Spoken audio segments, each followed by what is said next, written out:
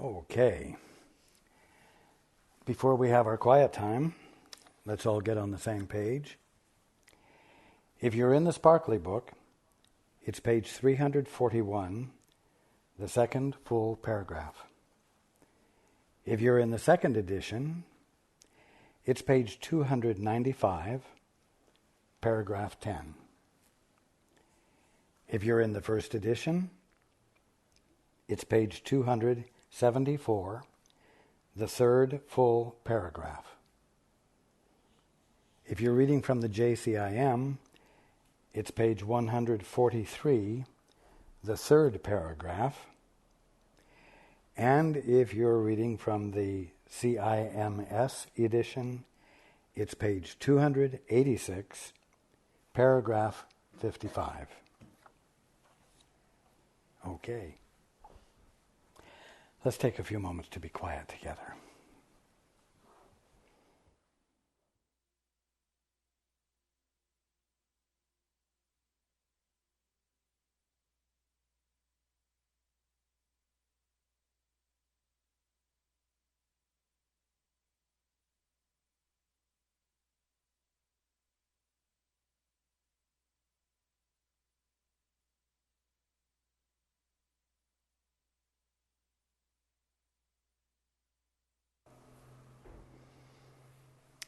Okay. Good evening.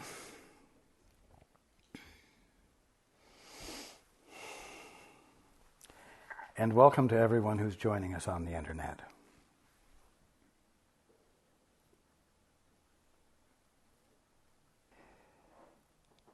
You know, I need to address something tonight. And it's the idea that Paul has a skill or a talent that not many other people have.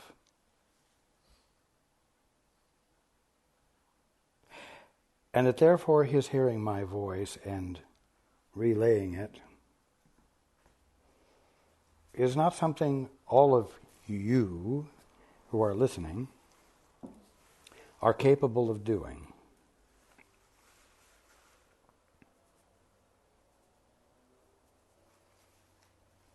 He is in touch with his guide.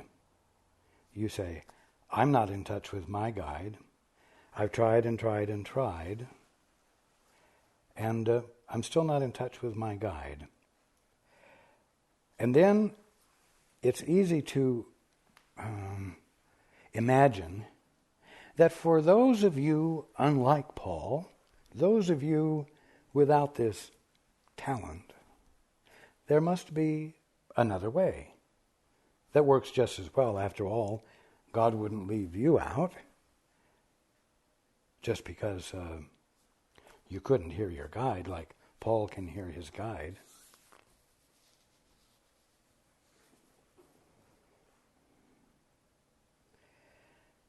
Many of you say, well, the system of thought that I've been using has been working quite well, and if I listen, even if I don't hear my guide, I might find myself realizing ways in which to use my system of thought better.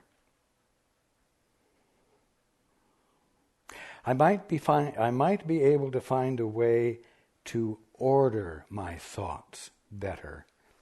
We'll say metaphysically. Through the use of metaphysical processes, thought processes.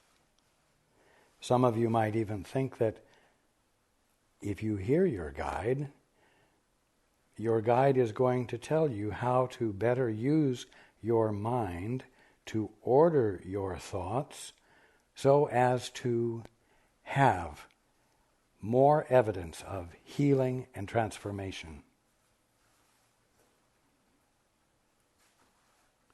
First of all,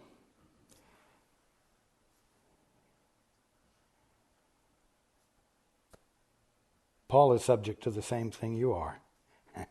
the need to stop ordering his thoughts. And he doesn't have a particular talent for doing that any more than you do.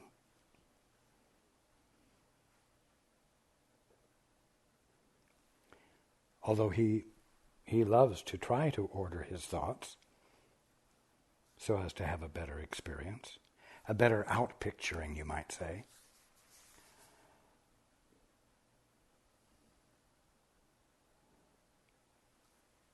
The simple fact is that as the Course has been illuminating for everyone, whether you're in touch with your, quote, guide or not,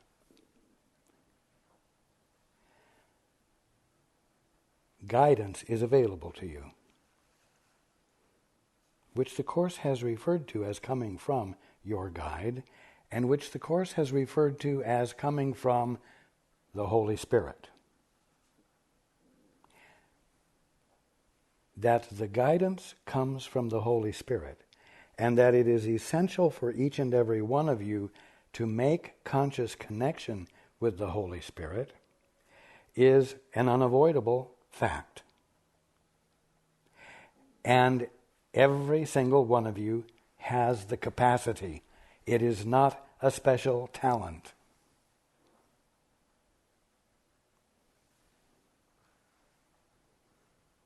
As I've said before, the Holy Spirit is your right mind held in trust while you dally with the ego.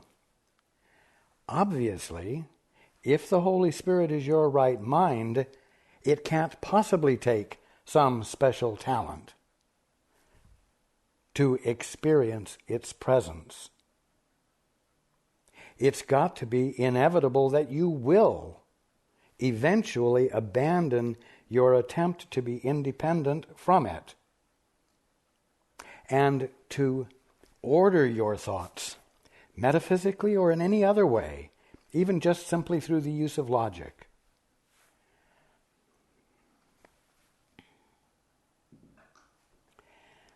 I'll be very clear with you on this. The only value there will ever be to consciously ordering your thoughts through whatever means you might use, including the use of logic, the only value it will ever have will be to bring you to a point where there is such clarity within you about the presence of God, even though it's only intellectual, and such clarity about what God must be, and such clarity, even though it's intellectual, about who you are as the son or daughter of God, and such clarity about what the nature of creation must be if God is the only cause and creator, it will bring you to the point where you have enough trust and a feeling of enough security to abandon all of this ordering of your thoughts and yield into God. Yield into your right mind, the Holy Spirit, to let yourself become subject to something other than your consciously ordered mind. To yield into something outside the self you have imagined that you are and confined yourself to.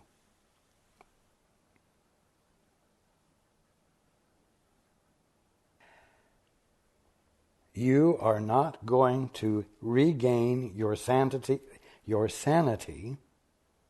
without reuniting with your right mind.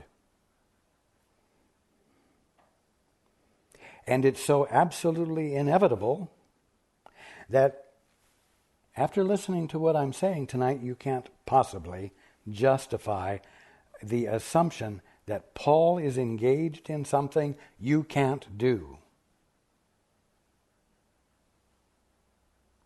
Or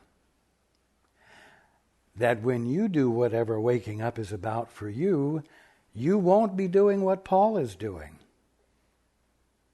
You'll be doing something different.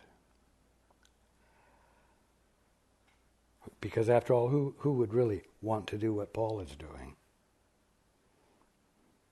Well, what do you think Paul is doing? See, I even have to ask Paul, what does Paul think he's doing?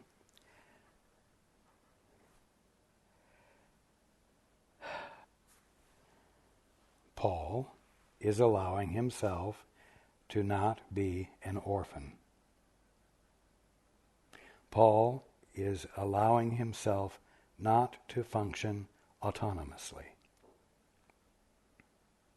Paul is allowing himself to yield into whatever the heck it might be that's on the other side of the orderlinesses of his conscious awareness.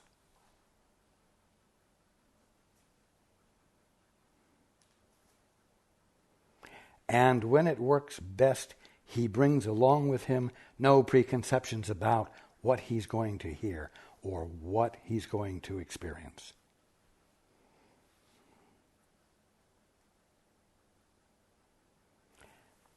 And so, what is he doing?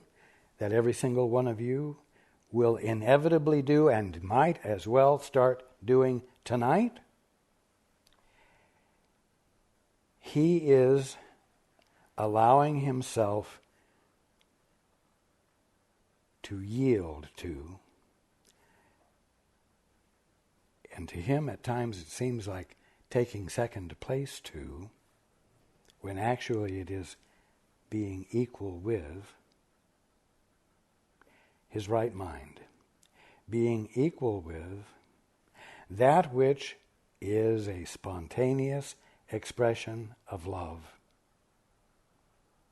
and is something that I've been telling all of you, as well as him, he should be doing, you should be doing, all day long, every day. Because under these circumstances, it's appropriate for these words and this behavior to happen. But when he's standing in the checkout lane at the grocery store, it's not appropriate for him to be using this language and behaving in this manner.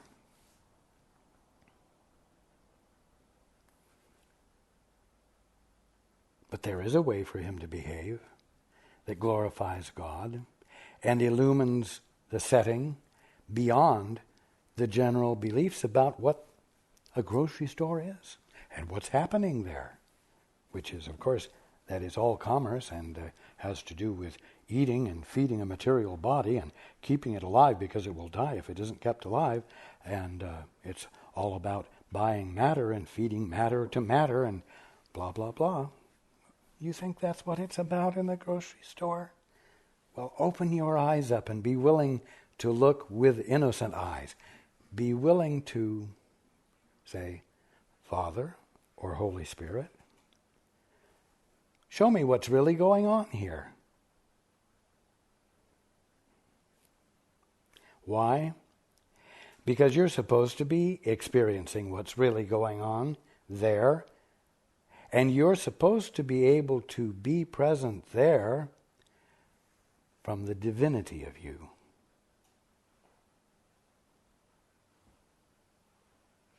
From that which isn't bound by orderlinesses.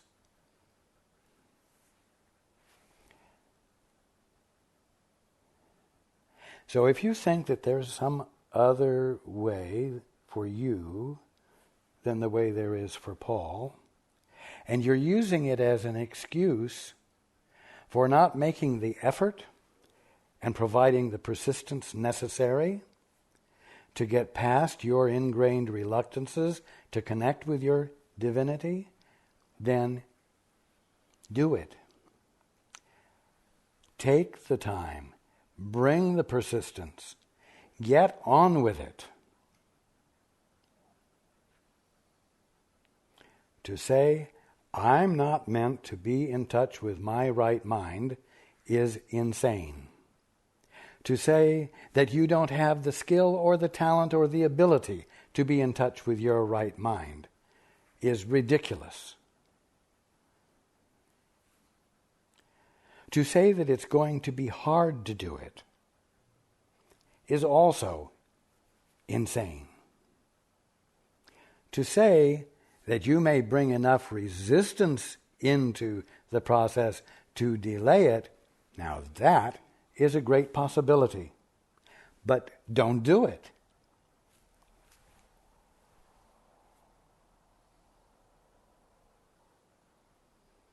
Now, we talked about these orderlinesses, these mental structures of definitions and mutually agreed upon definitions and so on and so forth. We talked about them as means of protecting yourself.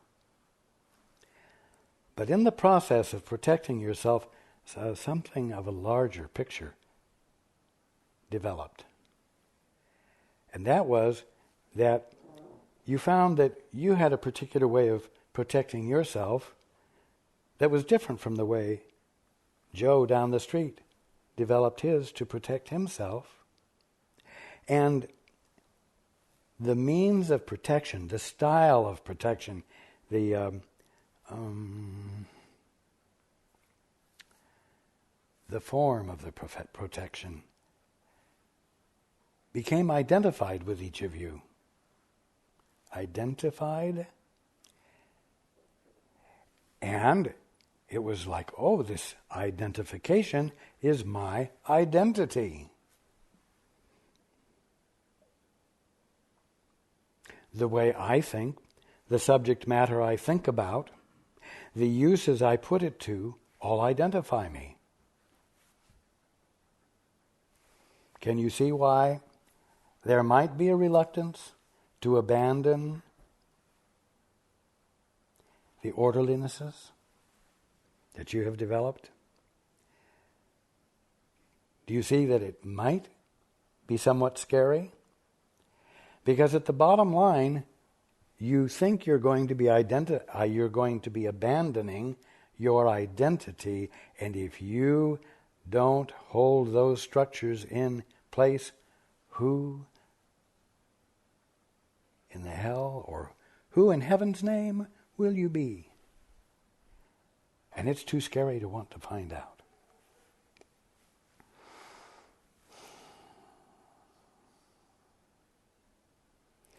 Someone wrote an unpublished song, the title of which was, "Thank God I'm Not Who I Thought I Was."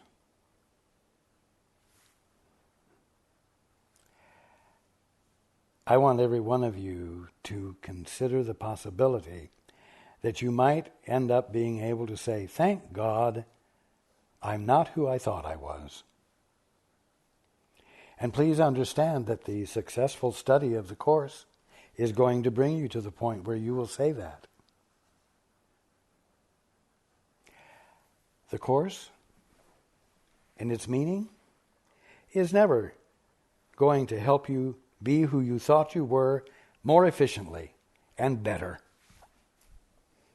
Never.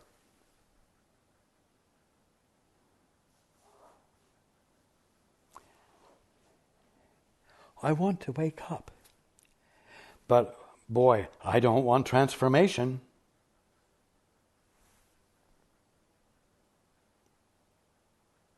Yes, you do. Yes, you do. I keep pointing out that the true experience of who you really are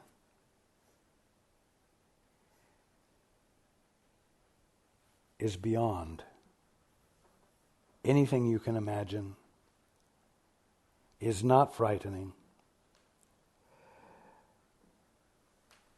It exists in perfect equanimity. It exists in perfect safety, because in it there is no threat. because there is coherence. There is unity.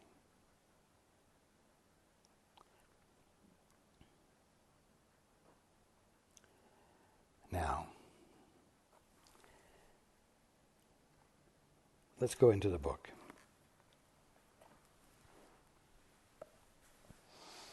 It is impossible to remember God in secret and alone. You can talk about God alone. You can talk to God in secret. Just you in your mind talking to what you think God is.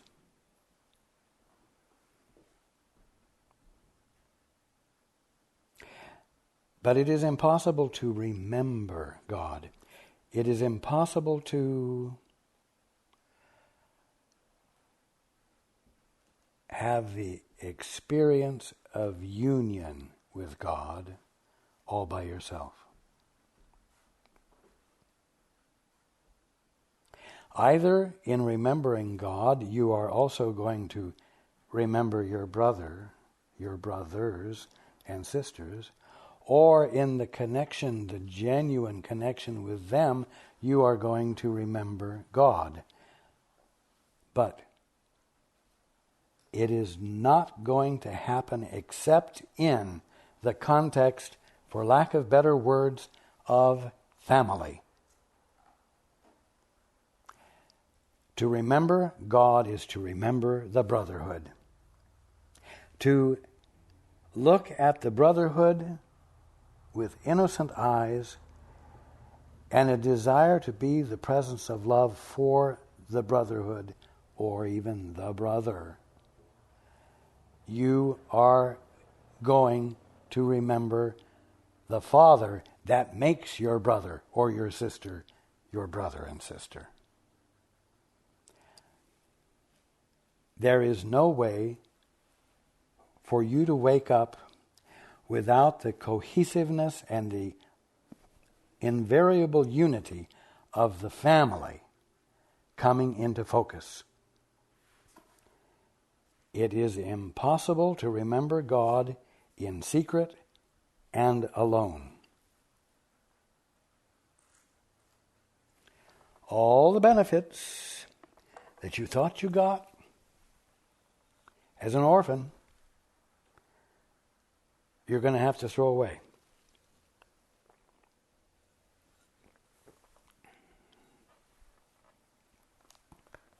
All the special dispensations that you were able to wheedle out of your brothers and sisters because you were an orphan. And all the bennies that they were able to wheedle out of you because they were orphans will have to be abandoned. And the satisfaction you got from the skill you brought to the process will have to be let go of. A lot of things that satisfied you will have to be released. But you know what?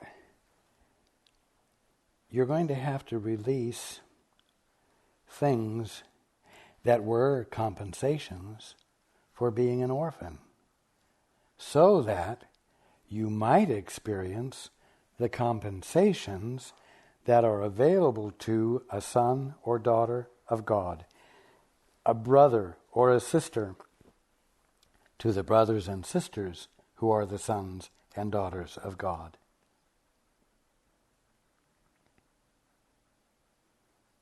But you're going to find out that you have a great investment in these bennies, these benefits, these special dispensations,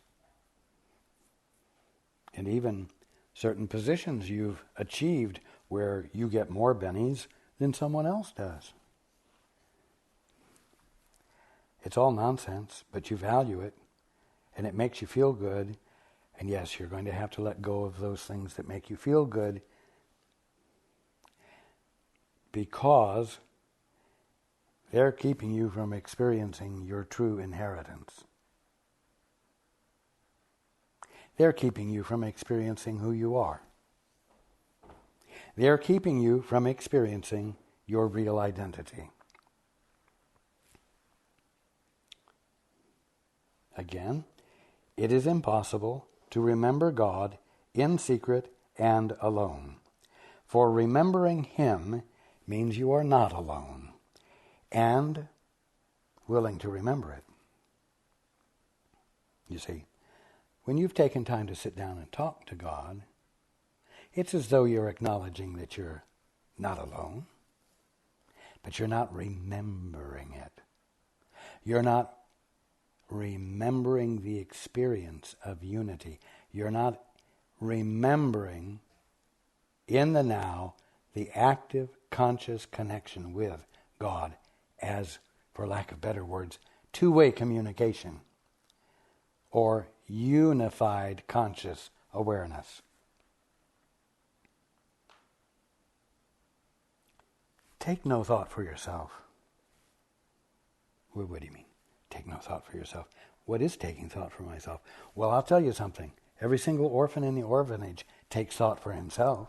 He gets up in the morning and assesses everything on the basis of himself and what his needs are and what challenges he might meet that keep him from experiencing his need being fulfilled.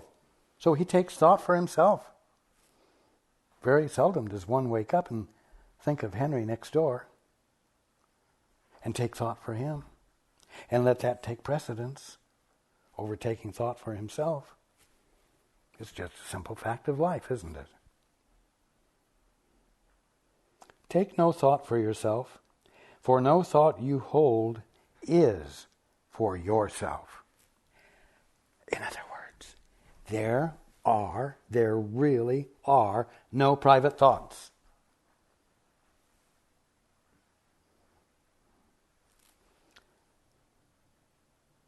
Every thought you have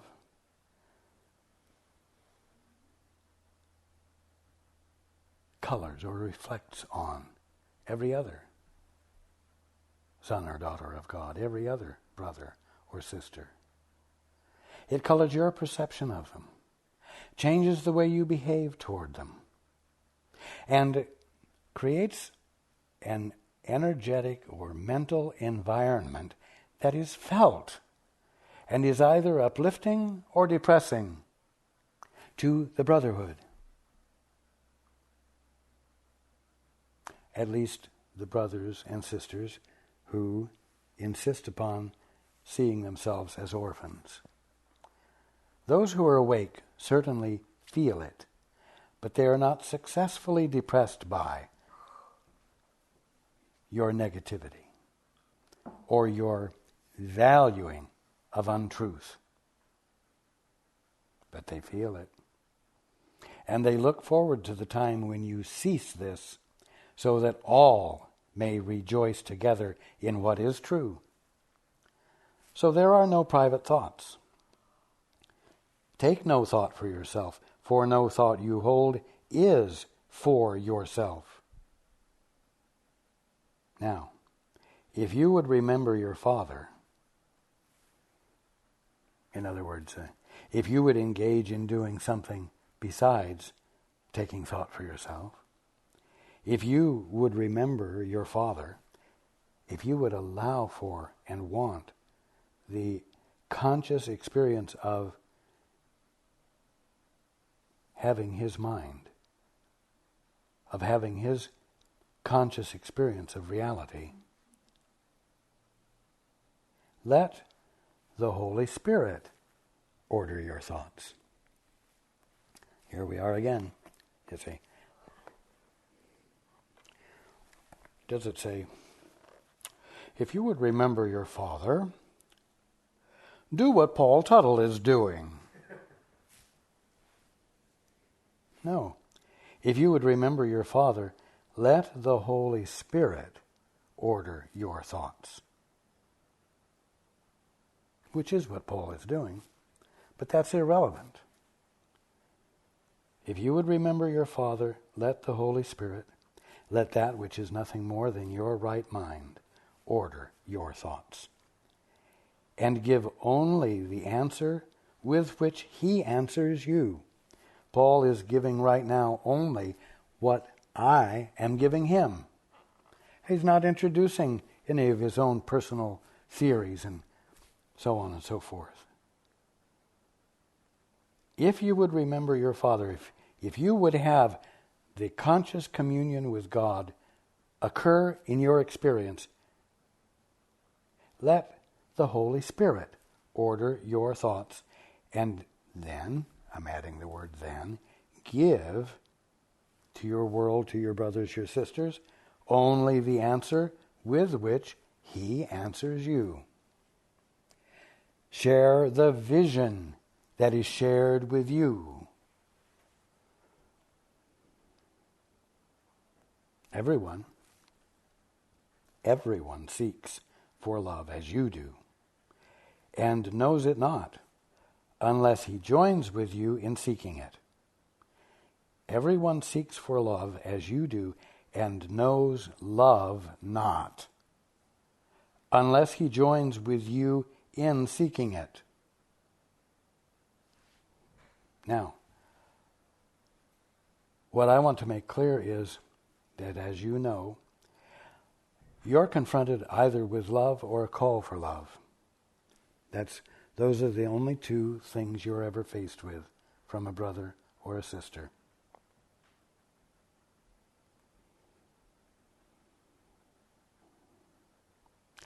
When a brother is behaving awkwardly, unkindly, obtusely, it's a call for love. He doesn't realize it. And if you're not alert, you don't realize it either. And you interpret his behavior as unkind, as perhaps dangerous to you, and as something you should protect yourself against. And so you return to him attack for attack. But everyone seeks for love as you do, and knows love not, unless he joins with you in seeking it.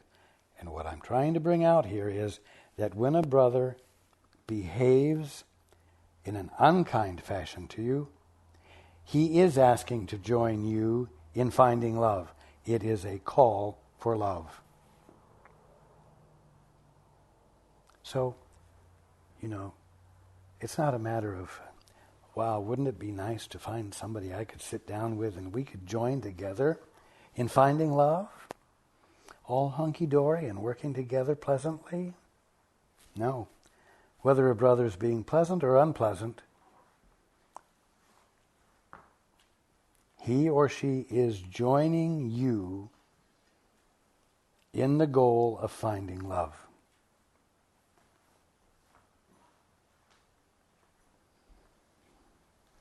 Everyone seeks for love as you do, and knows it not, unless he joins with you in seeking it. If you undertake the search together, you bring with you a light so powerful that what you see is given meaning.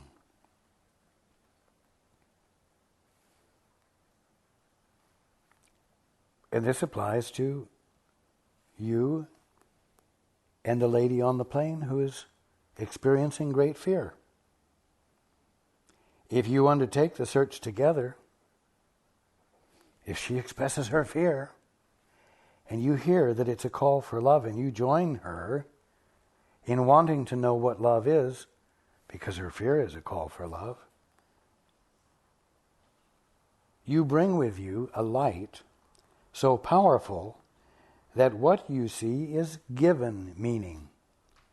You see, the lady who is distressed, the lady who is full of fear, is embodying lack of meaning at the moment. She is not experiencing the meaning of what's happening. She's not experiencing heaven. And yet heaven is the only thing happening. Meaning is occurring, but she's not experiencing it. So, if you undertake the search together for love, you bring with you a light so powerful that what you see, which appears to be a meaningless expression of fear, is given meaning.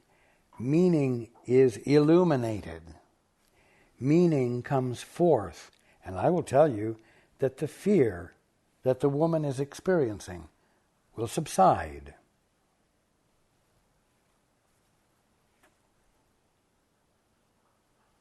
The lonely journey fails because it has excluded what it would find. The lonely journey is a journey that is consciously designed to be lonely. The experience of being an orphan is designed to be a lonely, fatherless, motherless, brotherless, sisterless experience. It's designed to be exactly that. The one who's employing the act of being an orphan has consciously designed it that way, and until he has a better goal, will continue.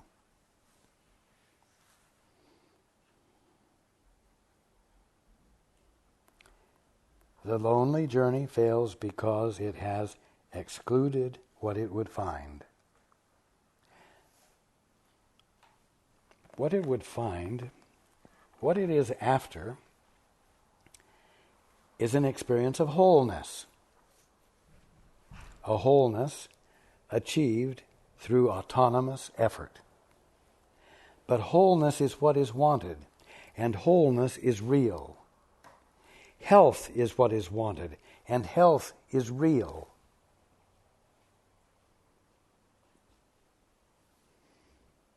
The experience of being loved is wanted, and that is real.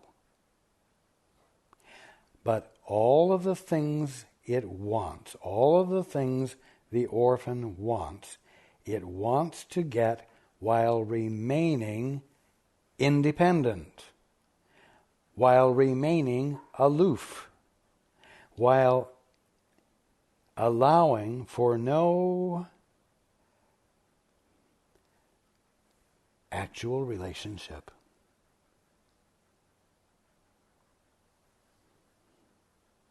And so it excludes the only thing that would truly give it what it wants.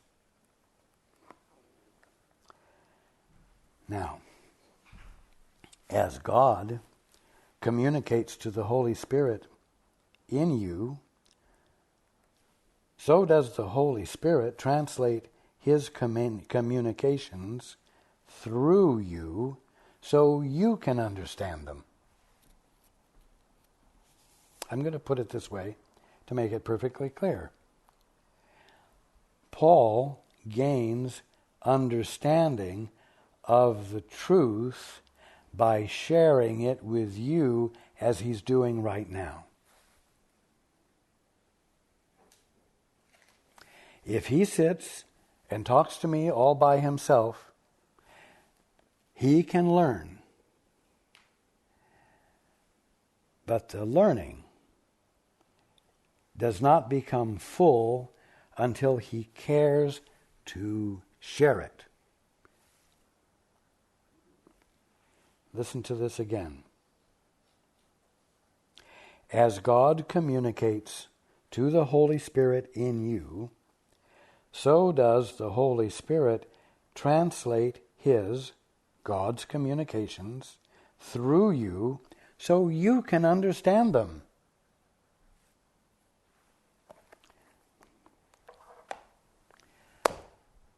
Paul may say, what do I need to do? And I might say to him, you need to love your brother.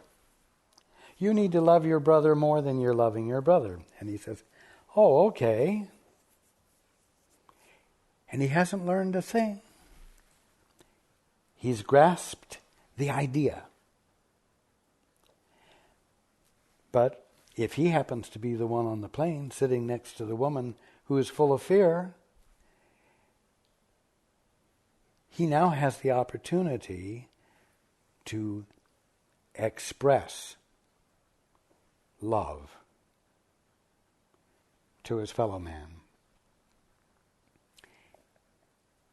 by not being offended at the imposition on his time,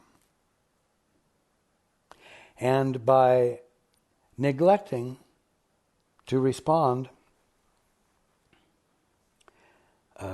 with canned phrases, canned truths, memorized statements of healing effect,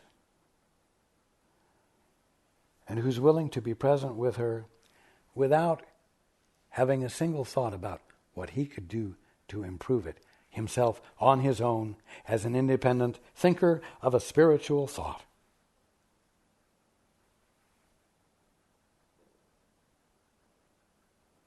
You see?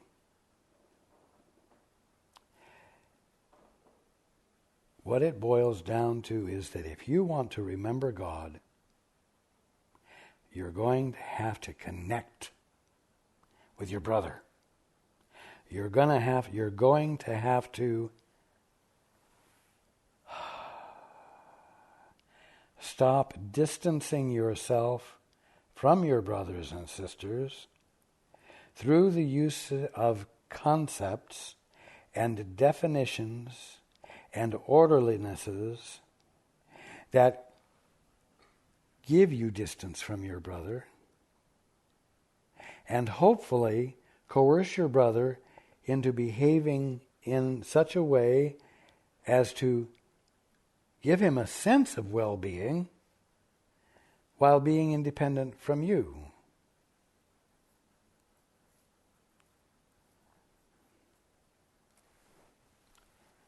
I'm going to be very blunt with you.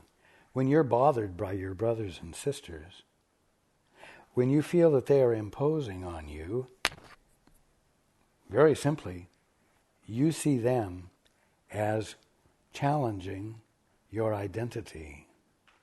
You see them as challenging, if nothing else, your integrity by pulling on you and causing you to abandon your orderliness and causing you to neglect the carrying out of actions on your part that what? Confirm your identity well. And allow you to look good to those you would impress with your orderlinesses. You see?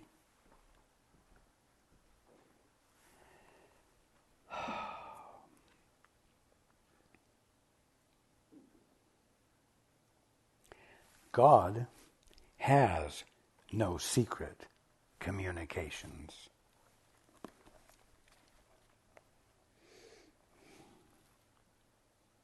For everything of him is perfectly open and freely accessible to all, being for all.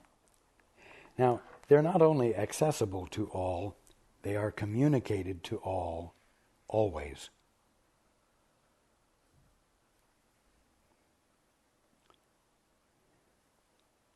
Paul isn't getting special dispensation that someone else isn't getting.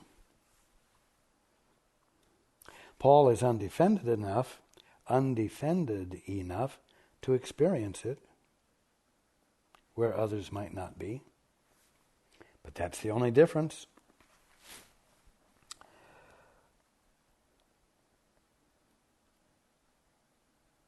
God has no secret communications, for everything of him is perfectly open and freely accessible to all, being for all.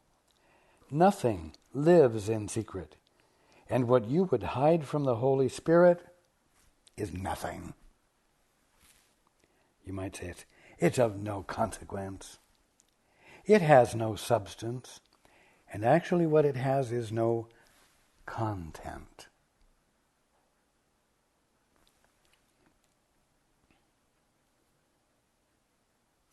every what?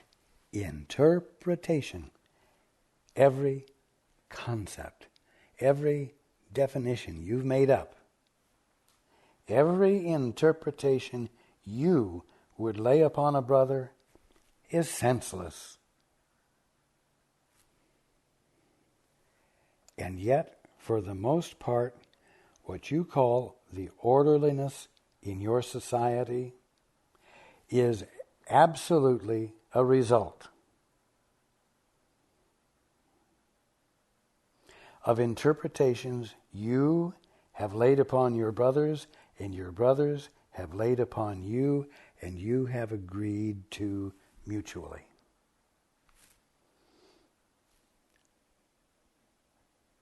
And that's not a relationship.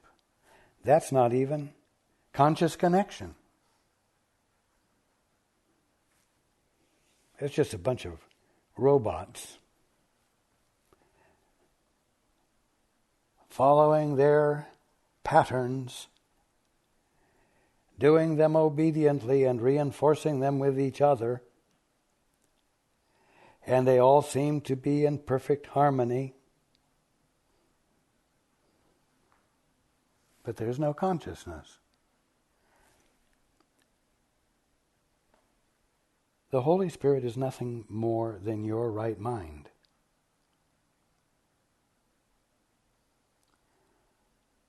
That means it's available to you. It means it's accessible to you. It means it's not out of your reach. It means that it is you already. So to be experiencing consciousness is at this very moment your birthright and is available to you.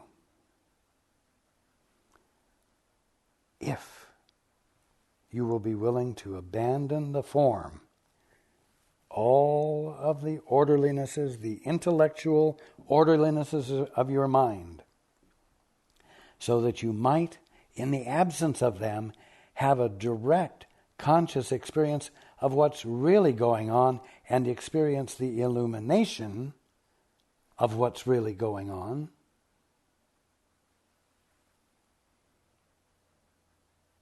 And see who your brother really is, and see who you really are.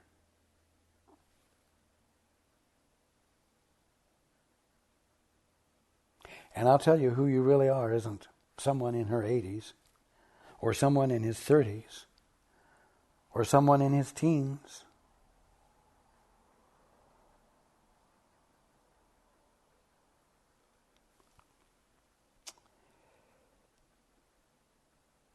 Every interpretation you would lay upon a brother is senseless, and vice versa. Let the Holy Spirit show him to you and teach you both his love and need for love. Let the Holy Spirit show him to you. Well, in order to let the Holy Spirit show him to you, you're going to have to invite the education of having your brother shown to you. So you're going to have to abandon your autonomy.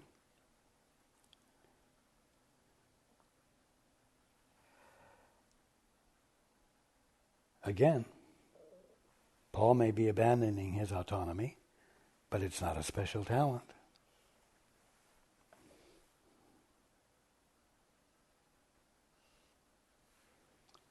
And again, every single one of you needs to be attending to abandoning your autonomy. Needs to be inviting the education that the Holy Spirit, that which is nothing more than your right mind, is intent upon sharing with you the moment you'll give it your attention. And not have explanations of why it won't work for you. Let the Holy Spirit show him to you.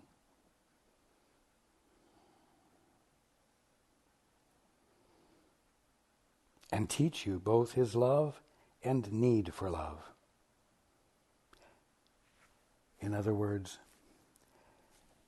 his love and what appears to be a call for love, which is obtuse or bad behavior, which is his need for love. Neither his mind nor yours holds more than these two orders of thought. Either you are expressing love or a call for love, and your brothers and sisters are either expressing love or a call for love. You're never doing anything else.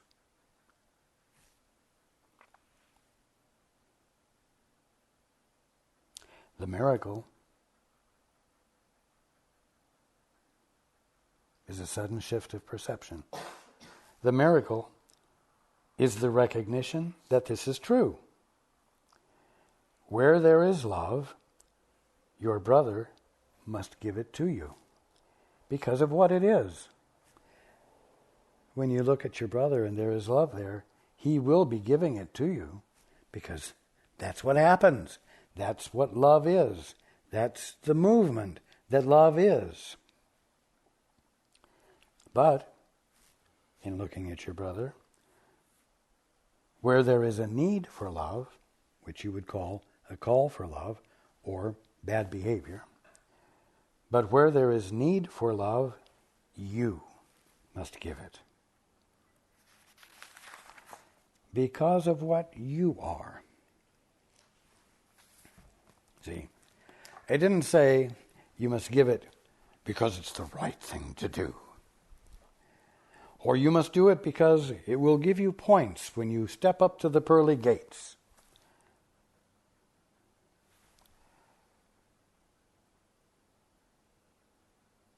It didn't say do it, you must do it because it will help you to be a better orphan. No, it said, but where there is need for love, you must give it because of what you are. Long ago, we said this course will teach you what you are, restoring to you what? Your identity.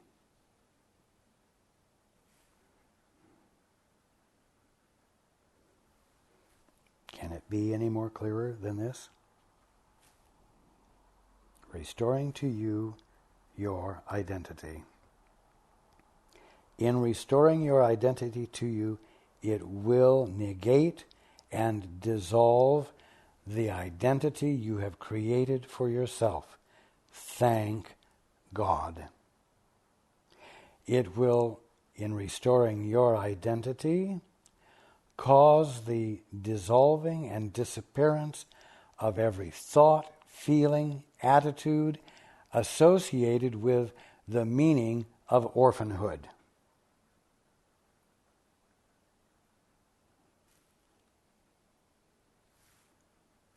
It will erase any false identity you have been entertaining, reinforcing, and claiming as yours. The miracle becomes the means of sharing it. The miracle, the sudden shift of perception. The sudden shift of perception about what? Well, the sudden shift of perception about your brother or your sister, which, in the sharing of it, causes you to be illuminated about the meaning of it for yourself, thus redefining your identity, and along with it, its purpose. By supplying your identity wherever it is not recognized, you will recognize it. Well,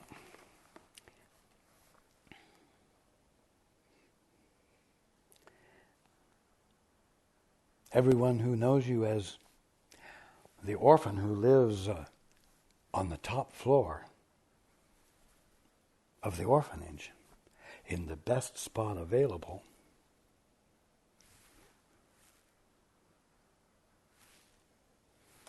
will no longer find you supplying that identity to them and reinforcing it, because you're going to be supplying your true identity, because you've stopped claiming to be an orphan and you've let the Father, through you, extending to your brother, another so-called orphan, but extending it to one who is no longer appearing to be an orphan to you, because in the extending of the awareness of what he truly is, you are extending the awareness of what you truly are, and confirming both of you in the family.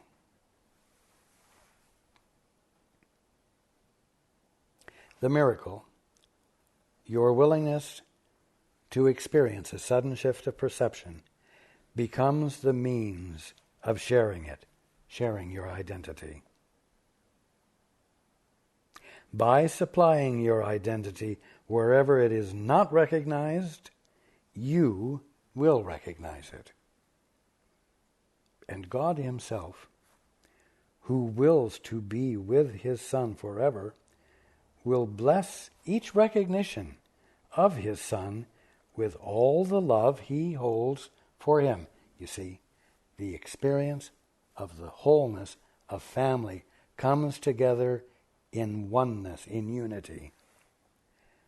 Nor will the power of all his love be absent from any miracle you offer to his Son.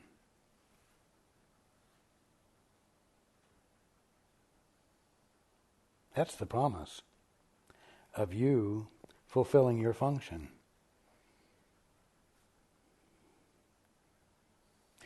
By letting that mind be in you, which is your only right mind.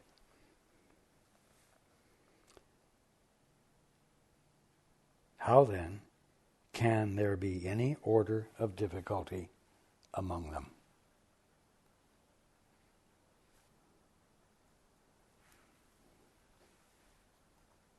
What else can I say?